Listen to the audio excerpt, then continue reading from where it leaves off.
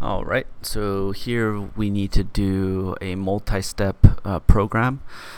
This is a set of instructions that you need to do in order.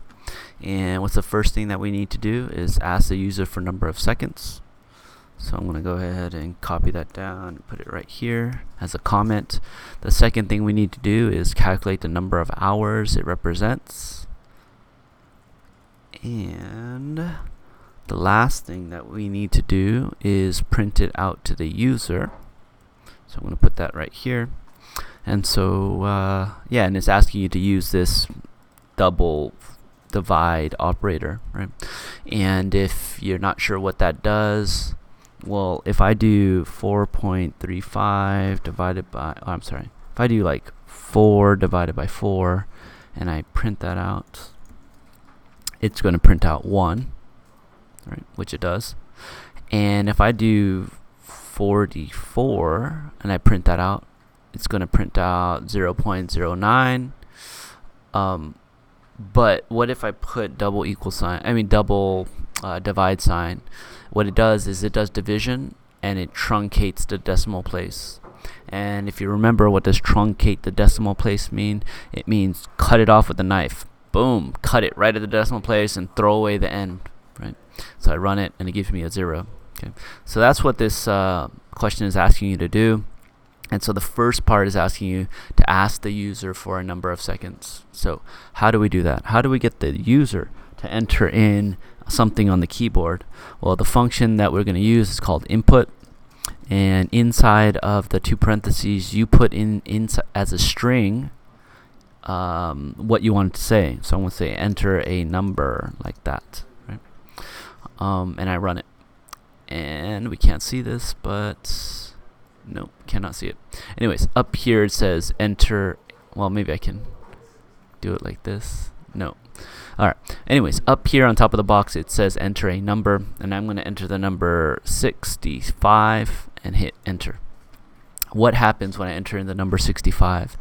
This expression here gets replaced with the number 65. Okay.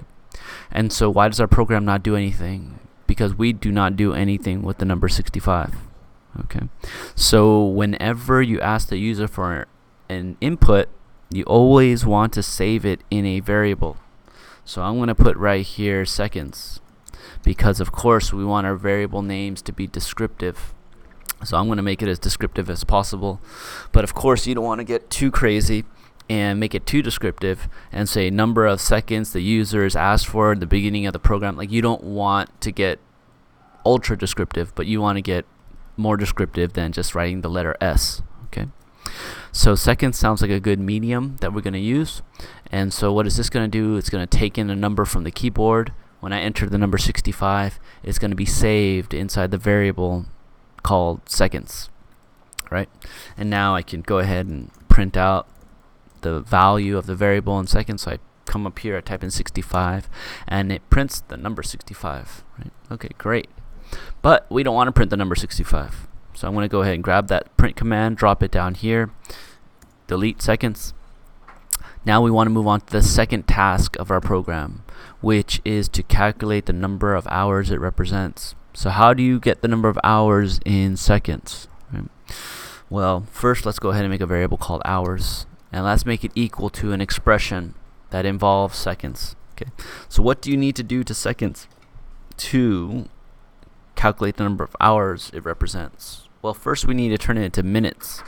And the way we're going to do that is we're going to divide two divide signs by 60, because there are 60 seconds in a minute. Right. So I'm going to put here minutes, right?